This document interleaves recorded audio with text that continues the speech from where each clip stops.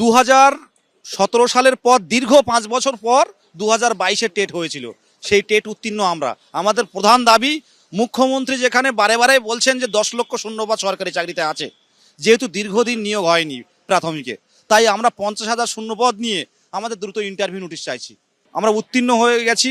আমরা প্রাথমিক শিক্ষক নিয়োগের যে পরীক্ষা, সে পরীক্ষায় কোয়ালিফাই করেছি। আমাদের শুধুমাত্র ইন্টারভিউ বাকি, সেই ইন্টারভিউটুকু চাইছি আমরা। আজ আমরা বিকাশ ভবনের কাছে এসেছি শূন্যপদের দাবি নিয়ে, শূন্যপদ কতটা সেটা জানতে। পর্ষদ সভাপতি বলেছেন বিকাশ ভবনে শূন্যপদ চেয়ে পাঠানো হয়েছে, কিন্তু বিকাশ ভবন থেকে কোনো সদুত্তর আমরা পাইনি। মুখ্যমন্ত্রী যিনি প্রতিশ্রুতি দিচ্ছেন, আবার তিনিই বলছেন প্রতিশ্রুতি মানে প্রতারণা। আমাদের সাথে প্রতারণা হচ্ছে।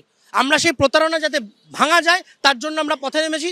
বিকাশ ভবনে যাব আজকে, শূন্যপদের জানান দিতে হবে, ইন্টারভিউ নোটিশ প্রকাশ করতে হবে, প্রাথমিকে 50,000 শূন্যপদ দিতে হবে। এই দাবিতে আমাদের অবস্থান চলছে।